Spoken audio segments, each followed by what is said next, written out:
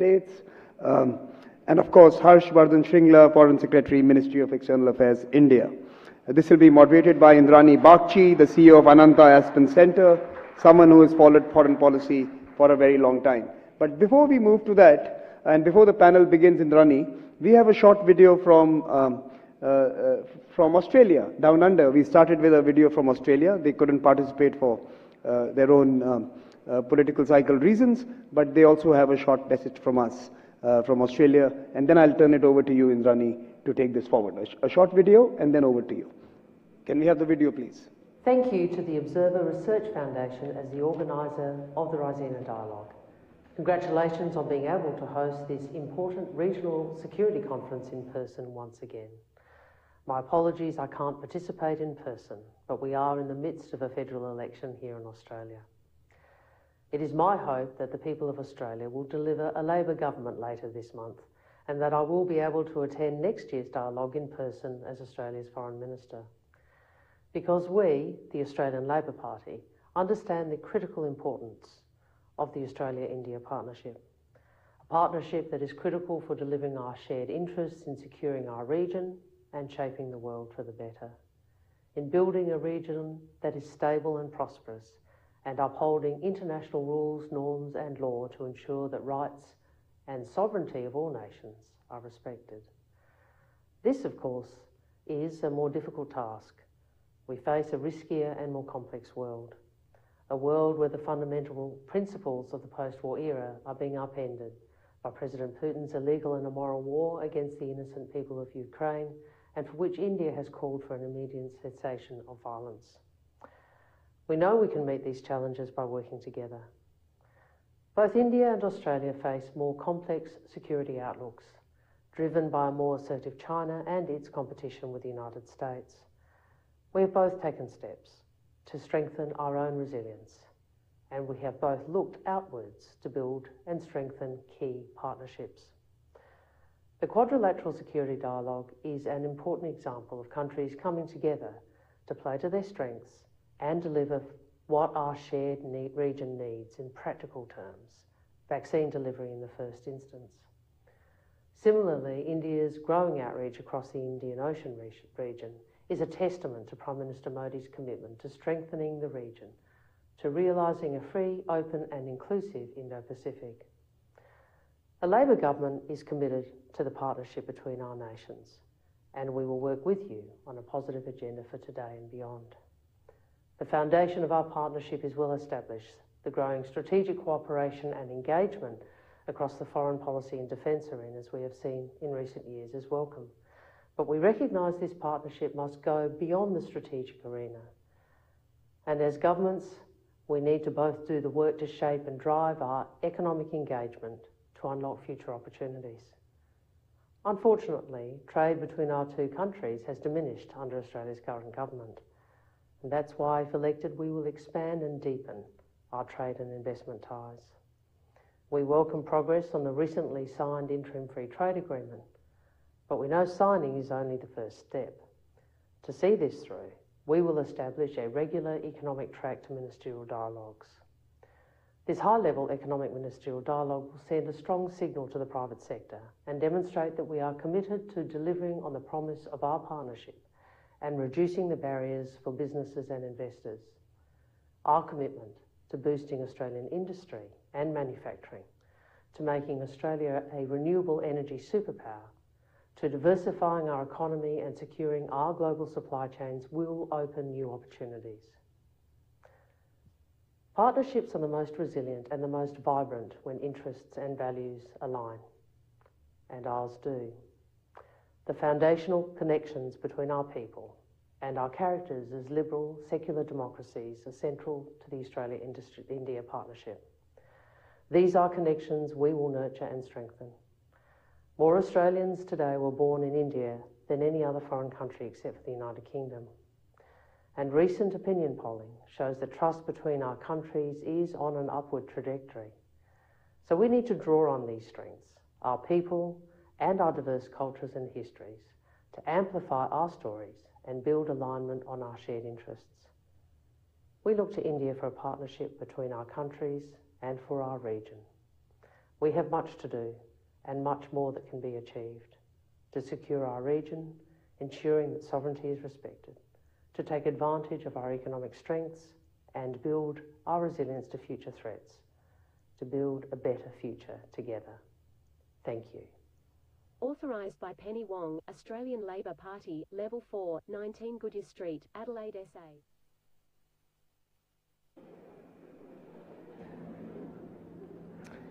Well,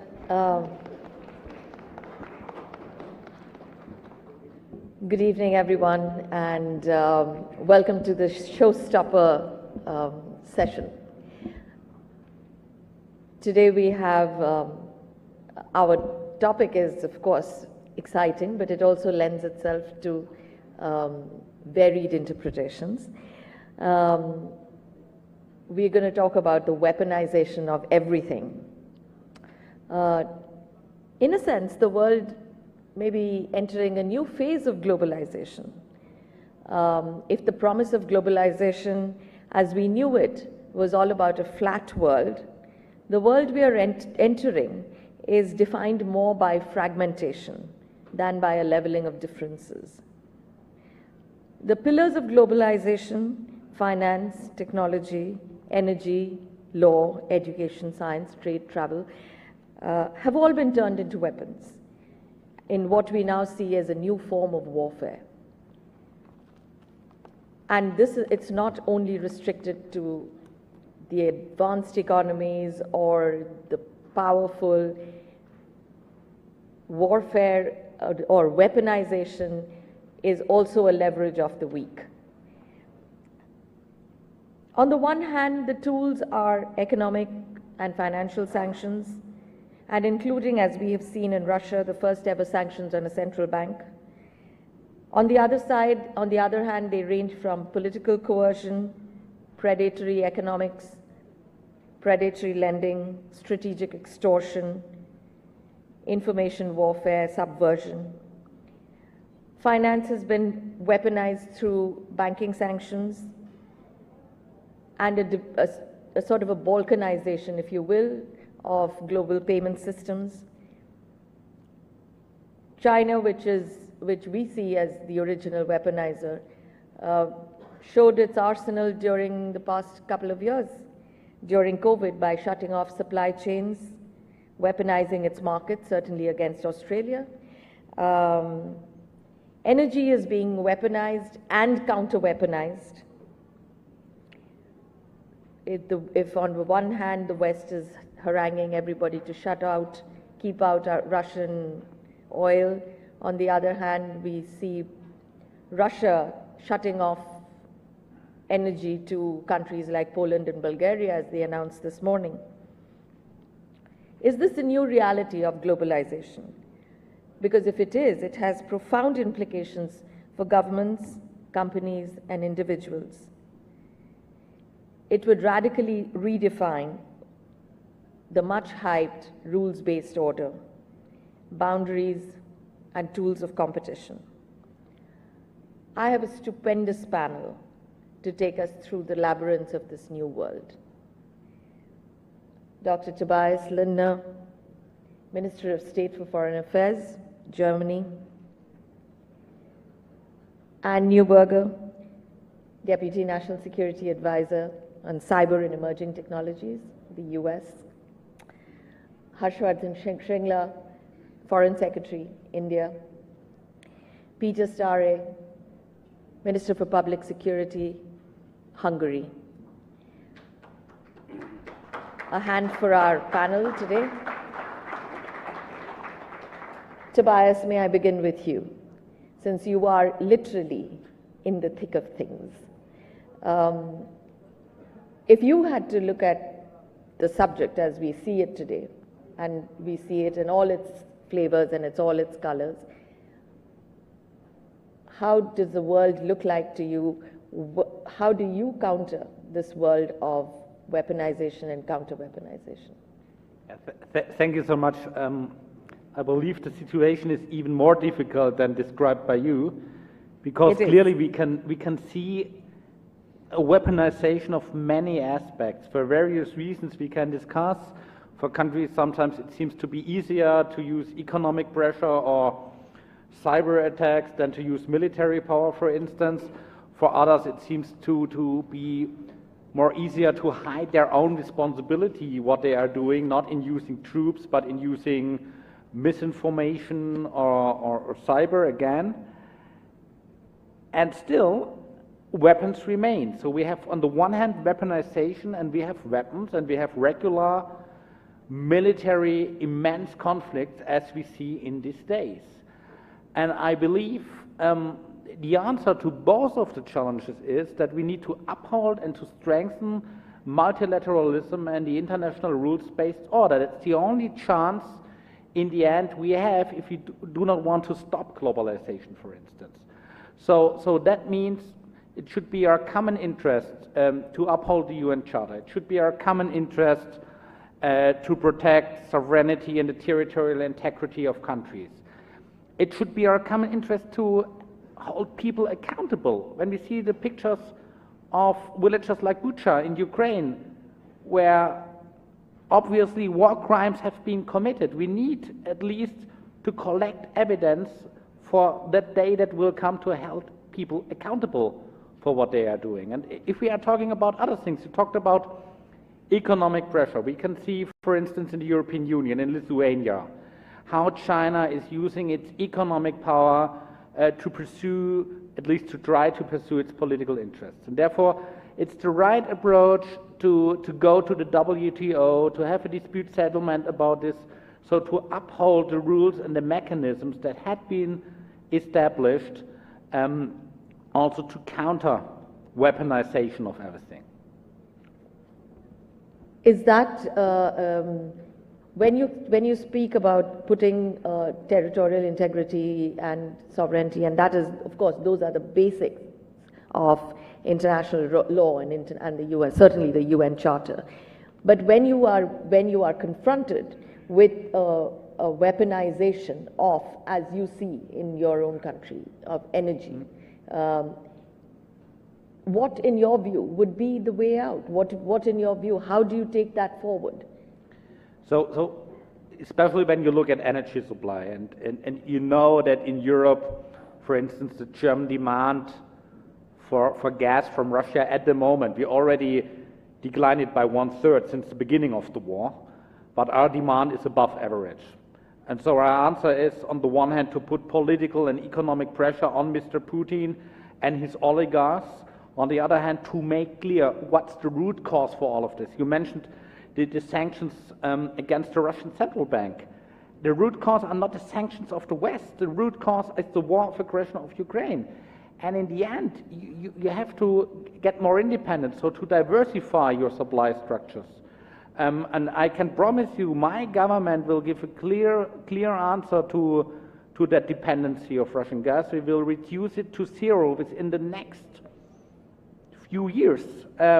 We already starting to stop coal from Russia. We will stop any supply of oil from Russia maybe within the next weeks. And so our answer is to diversify our supply chains and to get more independent by that. And diversifying does not mean deglobalization. That's also important to mention. Thank you. And if I may come to you, and since you're looking at cyber and emerging technologies, in many ways, cyber is an element of warfare, is a tool of weaponization of everything, or modern warfare. It is used quite effectively by definitely certain powers in the world that we know, Russia, China, the powers that we are very aware of, which use cyber warfare. What is your view on how this can be countered? Because obviously diversification is not something that we would be looking at in this particular domain.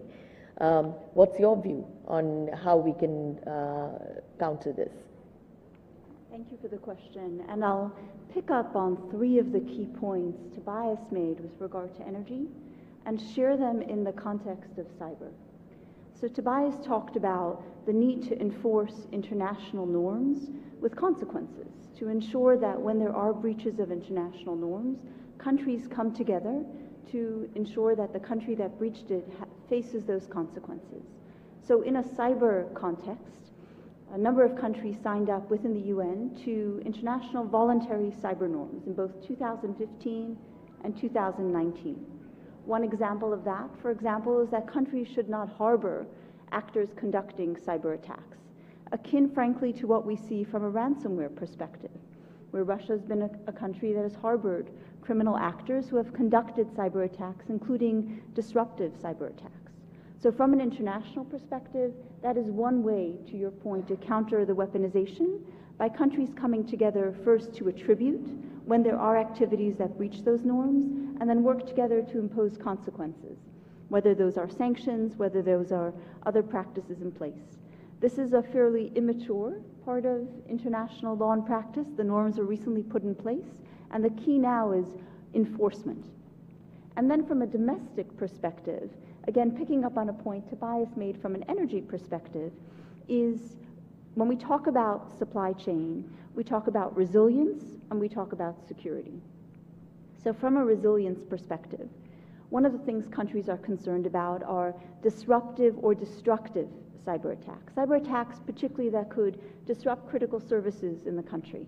In the United States, we experienced that last June, where there was a ransomware attack that disrupted the major oil and gas pipeline serving our East Coast.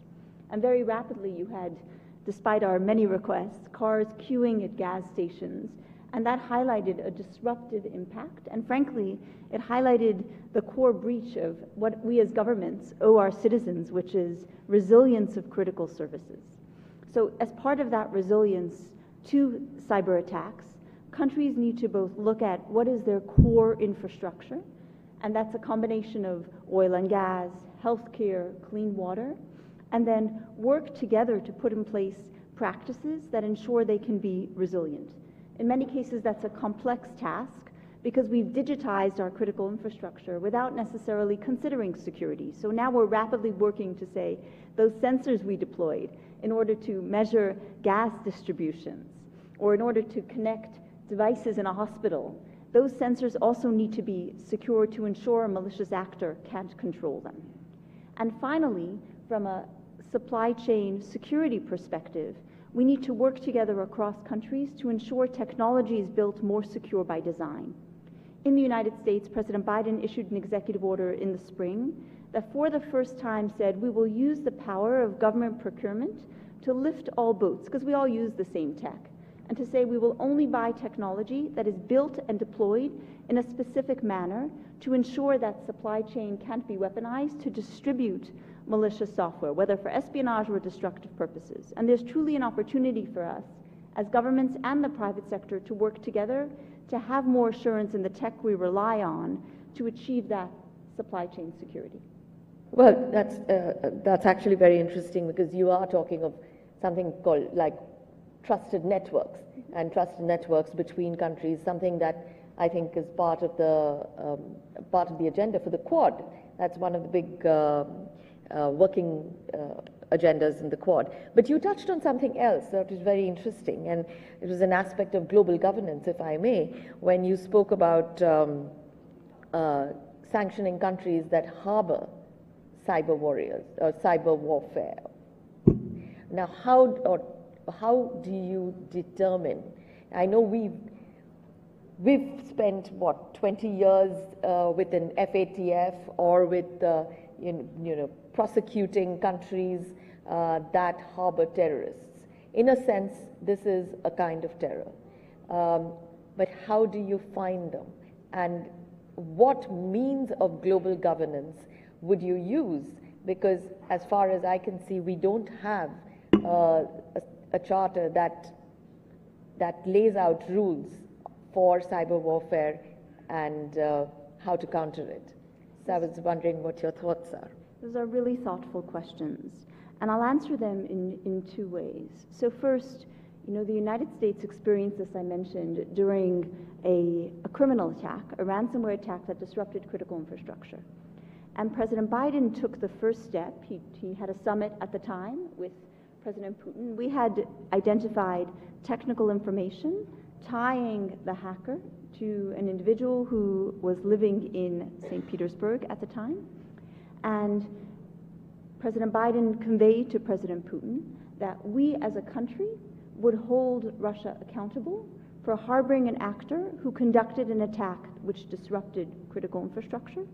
We would provide the details quietly in bilateral channels to enable the Russian government to follow up and within its own system ensure that those actors were addressed. So the first part of that was ensuring there was country accountability for those actors. That is difficult and complex and clearly hard to enforce in a community of nations, and clearly this all occurred before Russia's brutal invasion of Ukraine. But that first step of establishing sovereign accountability and providing the technical detail to demonstrate that is a core piece of that. And then I think the second piece of that is one you referenced when you talked about the Financial Action Task Force. And the Financial Action Task Force has done tremendous work establishing global anti-money laundering and countering terrorism approaches. And it's something we look at very much as we look at cryptocurrency right now and trying to build those same frameworks to control use of cryptocurrency to bypass sanctions or to fuel weapons programs. And the United States just really 2 weeks ago took the step of attributing the hack of a cryptocurrency exchange, the theft of $600 million, to North Korea, and sanctioning wallets and working with various countries who had crypto exchanges and were a part of that ecosystem to share capacity to do the same thing, to take the rules we've established for physical currencies and work to establish the same community of countries with anti-money laundering practices in a very new and different emerging technology ecosystem. So part of it is being willing to share the technical capacity, being willing to teach in a way when countries have different levels of knowledge, and also the partnership with the private sector and with not-for-profits that can help establish the governance and rules in that area. You have, as Foreign Secretary, you have actually spent the last couple of years in many ways fighting a kind of weaponization. And what has it taught us in terms of, you've done this sort of relentless work around the world to secure supply chains, to secure pharmaceutical ingredients, vaccine ingredients, when certain parts of the world shut themselves down, when certain parts of the world refused to allow Indian planes in to pick up supplies.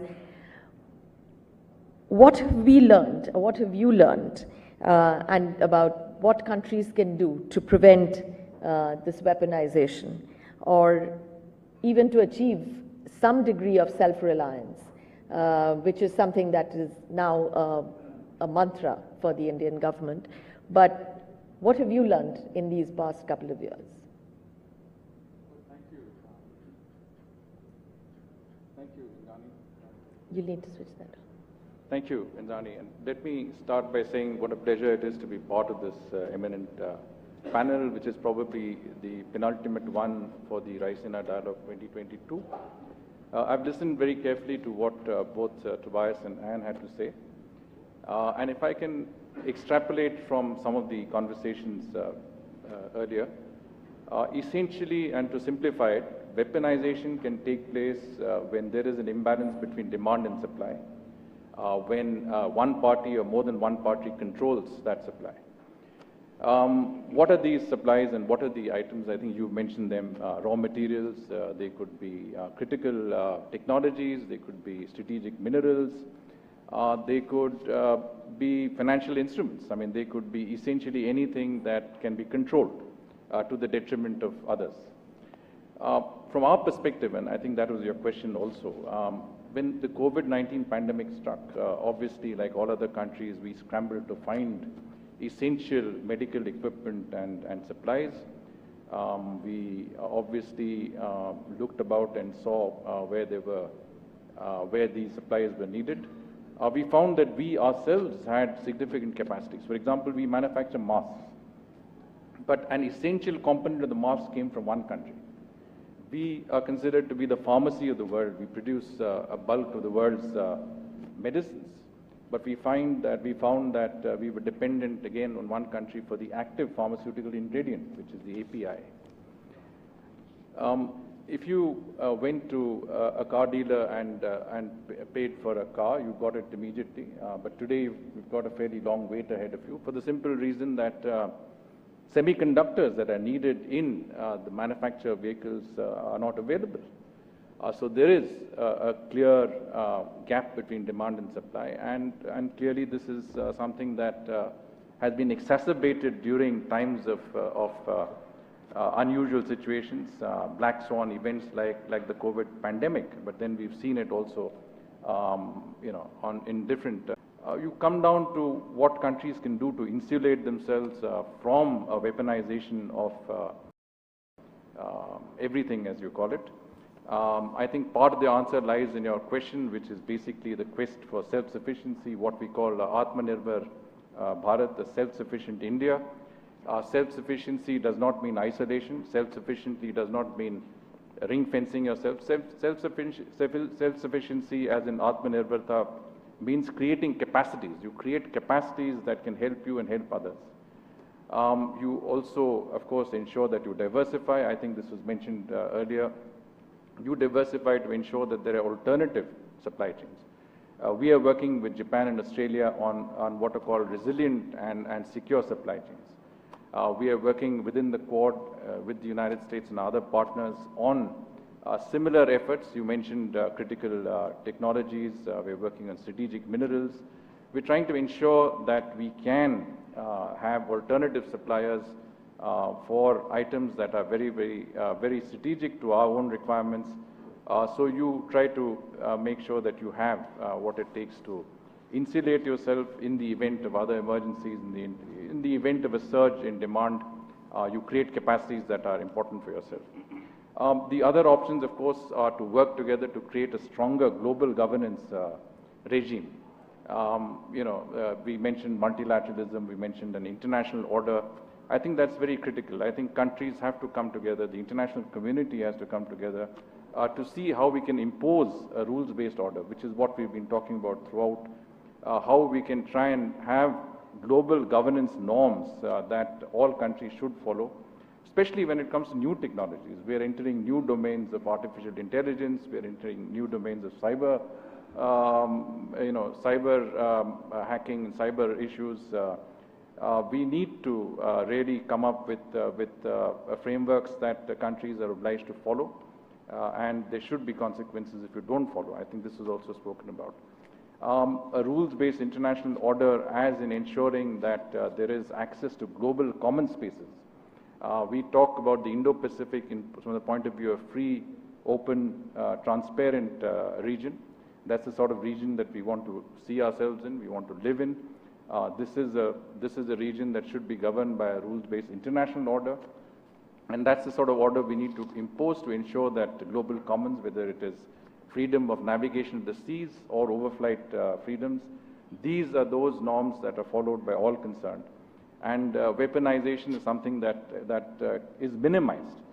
It will happen because demand and supply is in the nature of things, but it should not happen in a way that is used to leverage interests, and that is used to coerce other states, that is used to bring other states to certain situations that are untenable. We have seen it in our own region, and we've seen it beyond that. Ultimately, I think the solution lies, as I said, in the international community coming together, more multilateralism, more frameworks that all of us,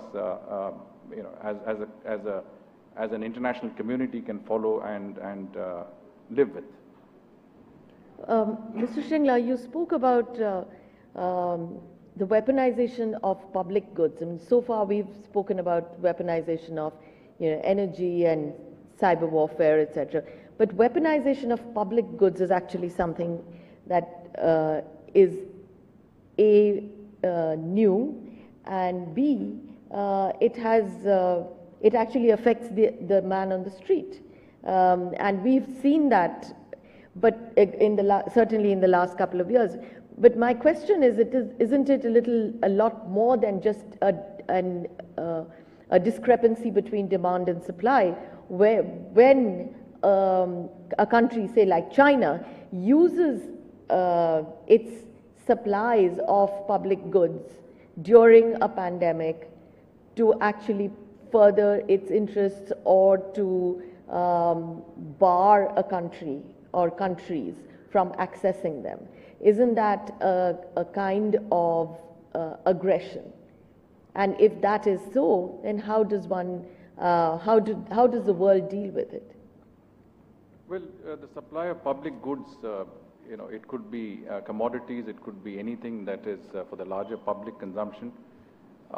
If you look at it, there has always been a certain leveraging of demand and supply, which is commercial. I mean, after all, OPEC was created in order to ensure that supply was kept at a certain level, that prices could be elevated. But when you use that for other interests, in other words, beyond the commercial interests, and we use it to, as you say, weaponize it to coerce other states, then that becomes a distinct problem. And it doesn't have to be only supply; it can also be, demand. If you are a major consumer, that also gives you leverage to weaponize that. Take the case of the Australian supply of coal or seafood. If you are a major consumer of that product and you control, the demand factor in that product, then you certainly can weaponize that. So we are talking about any sort of weaponization, whether it's demand or supply, where control is there predominantly with one party or a group of parties. I think that sort of cartelization is something that we feel strongly about. The case of shortage of fertilizers, it sort of impacts on countries all over the world. So you come down to the same issue, that whether it is common goods or whether it is financial instruments or whether it is critical technologies, we as an international community, I think, need to do more. We also, as democracies, as countries who believe in a free, open and transparent international order, also need to come together to achieve our ends, and I think we are doing that. Probably we will see more of that in the coming months as we go along. Thank you, Mr. Shringla. Mr. Stare, you have, you're in Europe and you are literally in the middle of the biggest conflict of our times, where we have seen the weaponization of pretty much everything that we can think of. What does it look like from your perspective? Well, thank you very much. Thank you for the invitation. This is my third time at Raisina, and I think this is a wonderful conference. And I also appreciate the audience at this late hour being awake and being so attentive. So thank you for that. You said we are in the middle of a crisis or of a huge challenge. We are a neighboring country to Ukraine, yes. And this is really a serious challenge to our security. So Hungary is very much against the weaponization of anything.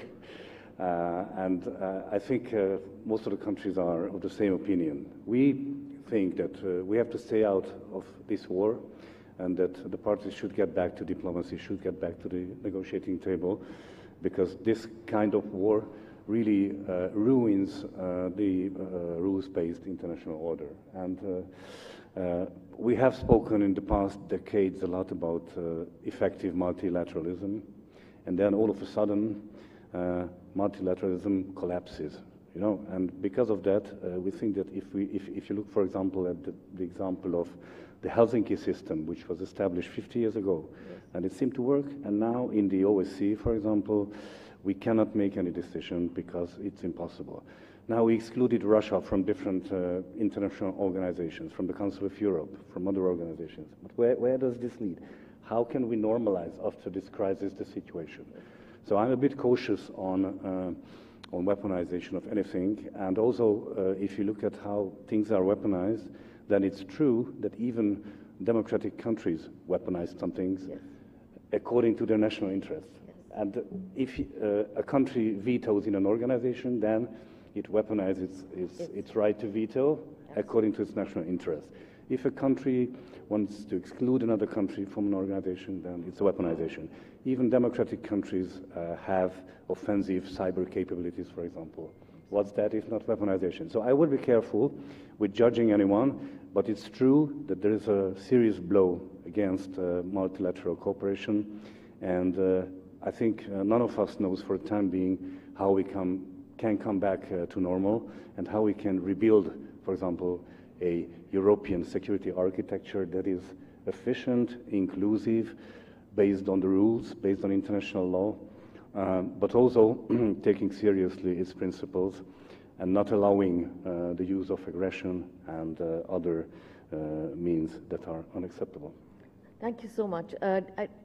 To take that forward, if you were to devise a rules-based order, if you were to devise areas of global governance around this particular crisis, should there be no-go areas for warfare?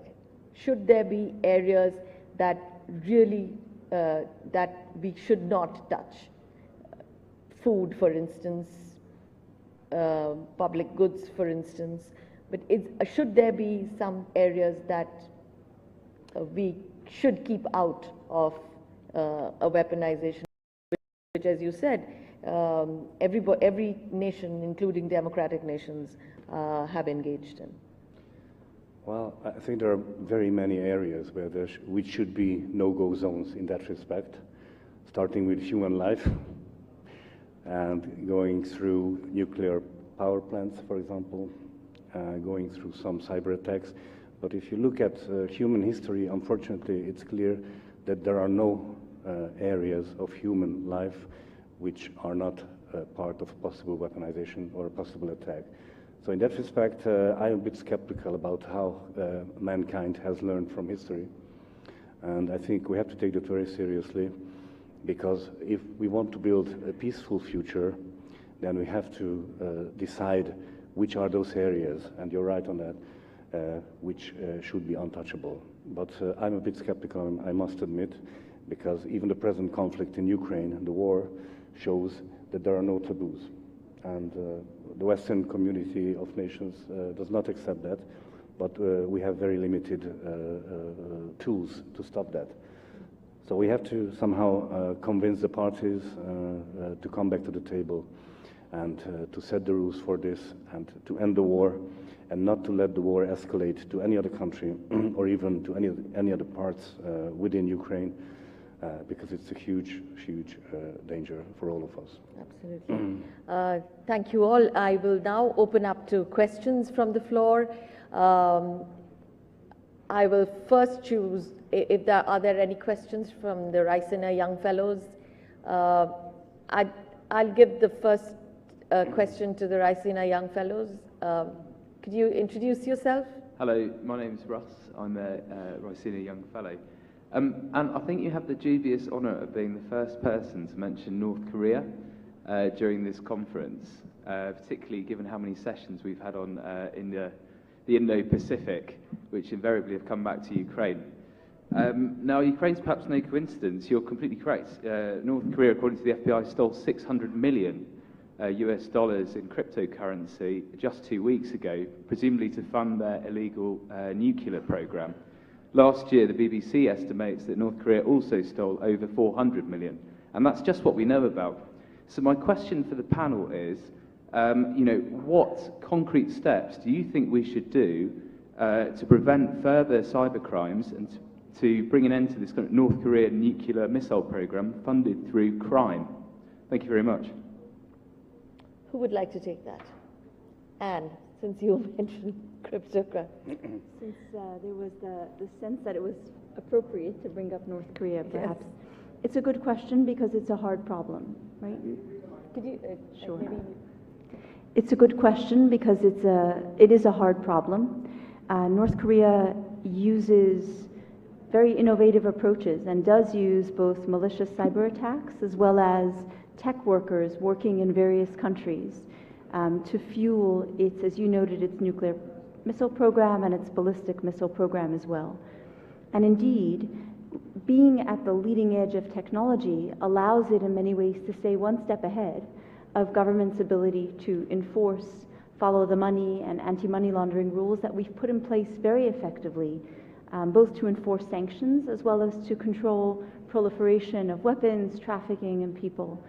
So 2 parts, I would say.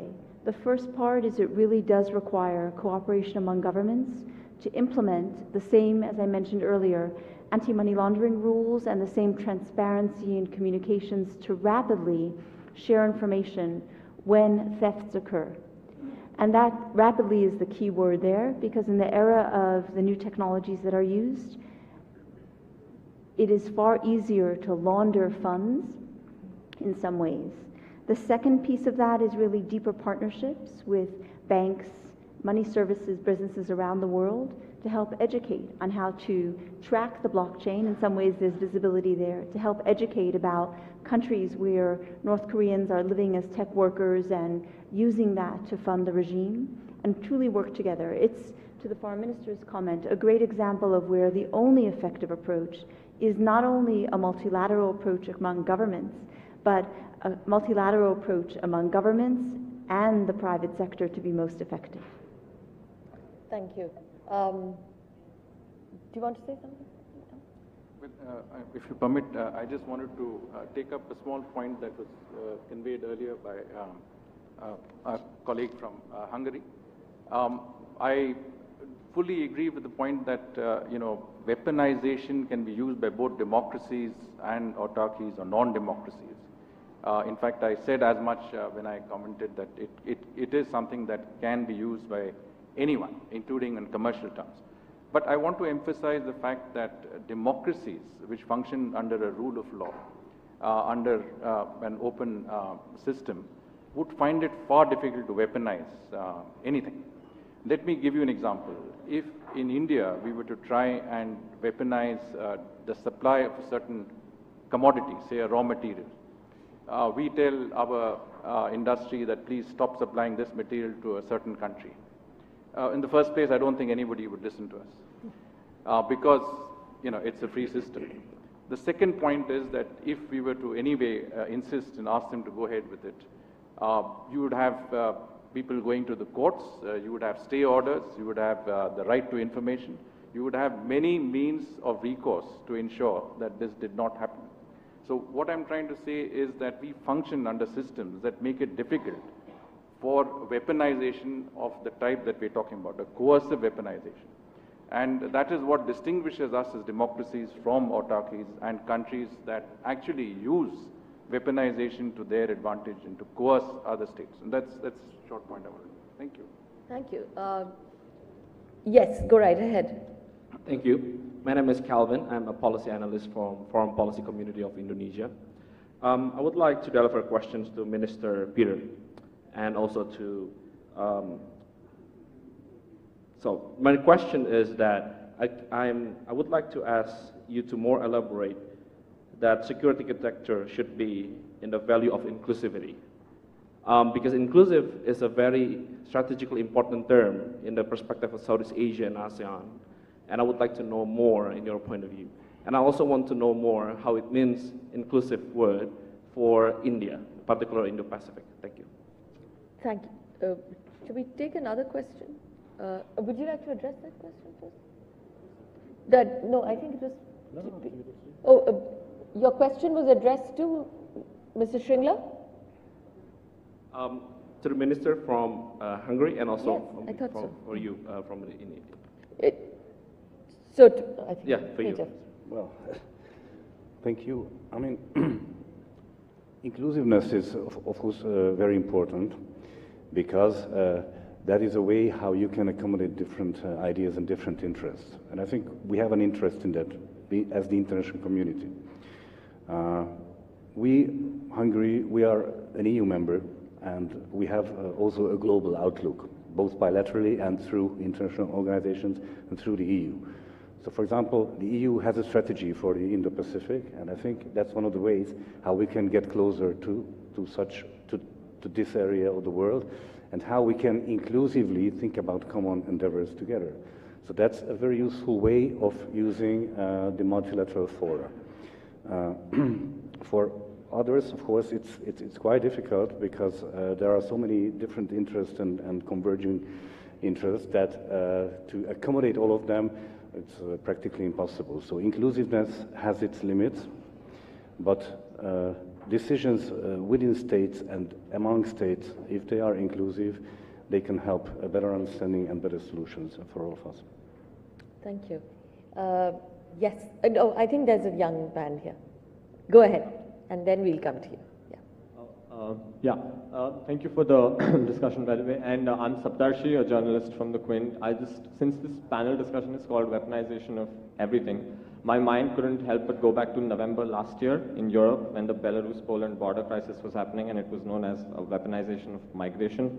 And I guess my question then is directed to the delegations from Germany and Hungary, which is a couple of theories that are emerging from the war right now in Ukraine is that even if Russia does not believe that it can overthrow Kiev, it is still trying to inflict as much damage as it can so that it can push refugees towards the rest of Europe, thereby again weaponizing migration. So how do you deal with a situation like that when there is a major superpower which is weaponizing actual human beings who are fleeing for their lives, and on the other hand, you can't really say no to them because you have to protect them as well. So how do you deal with this weaponization of migration, which to me is actually quite a novel thing, because when that happened in November last year, I think everybody was pretty shocked. How do you deal with a situation like that? Thank you.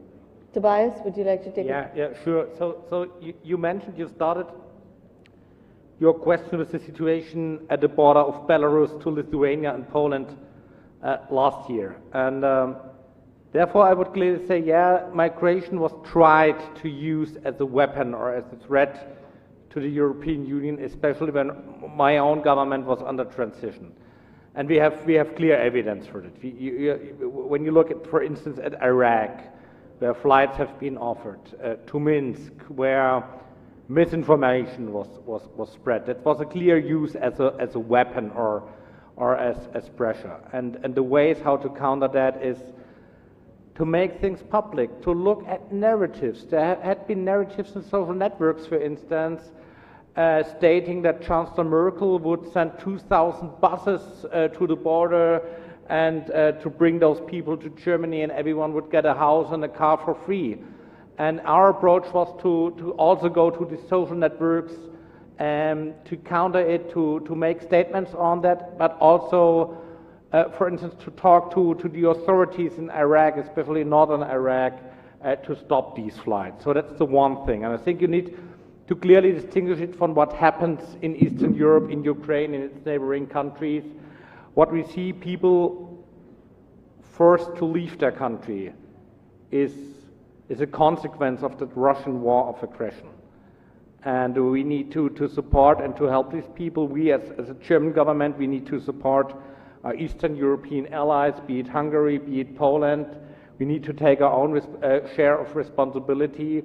But overall, every day we need to make clear what's the root cause for that, and that's the war of aggression started by Russia. And there's no excuse from that, and it should be in our own interest, in our common interest, that Russia stops its aggression. Thank you. Yes, go ahead. If I may come back on, we differentiate between two types of migration, basically, in Hungary. In 2015 and since that, we have been hit by a huge wave of illegal mass migration on our southern border that we could not accept because these people came through the border without permission, they were aggressive, they walked through the country without observing our laws, and so on and so forth. So we had to take measures and defend our border, which is, by the way, an external border of the Schengen area. So we have an international obligation on that.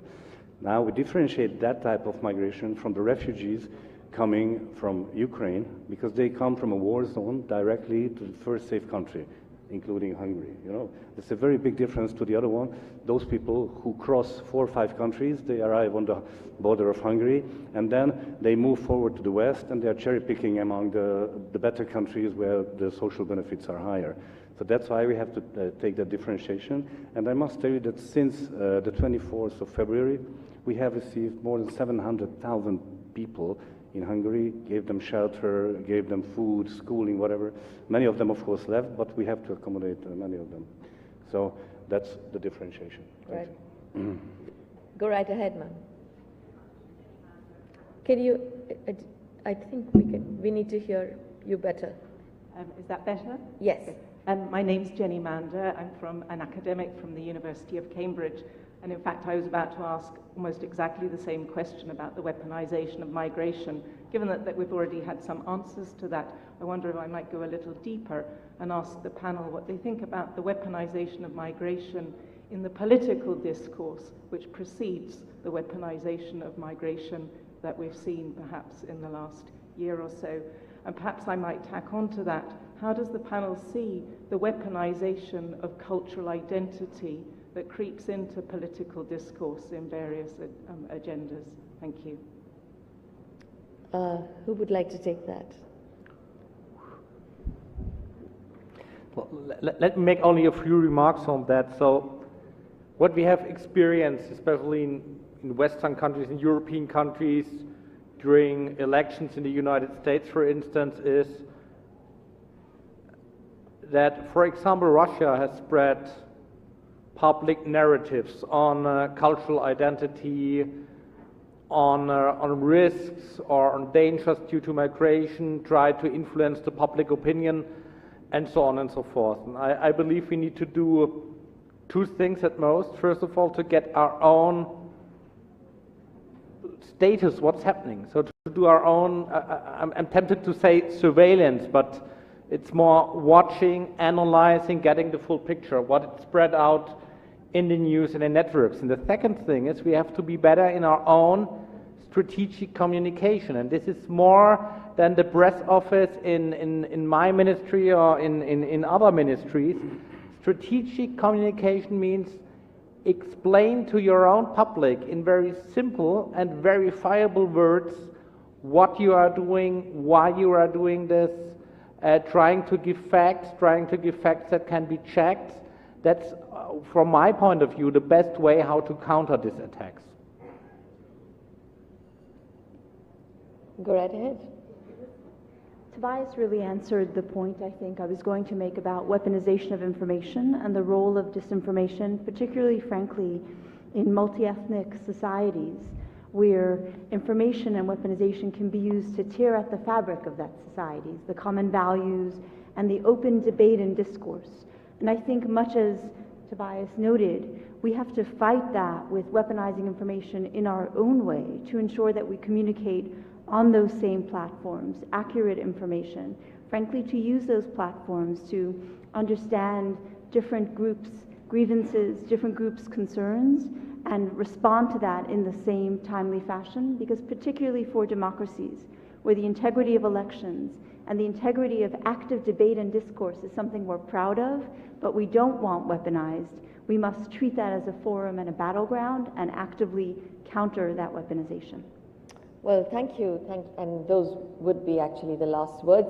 We're totally out of time, and thank you all for being a great audience, and thank you, panel, for such wonderful interventions. Can I actually request you all to remain seated? I think this is the last time you're meeting in the big room, so let me thank you all for giving us 2.5 days of your life, and I'm sorry if it was a little intense.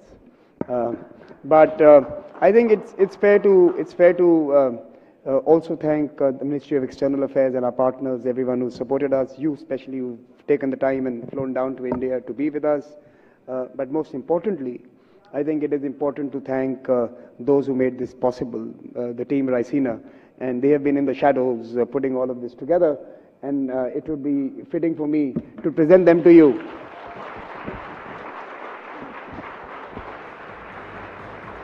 And last but not the least, I would like to thank and sincerely thank one person who has led this initiative through the pandemic. In fact, we had to go virtual last year and we did pretty well in terms of engagement.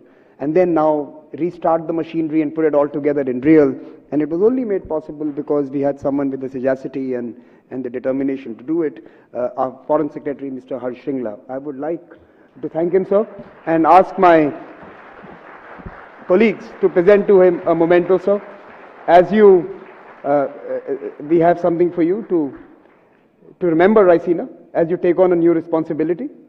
We are not letting you sign off, Raisina. Next year we will be working on G20 as well. So,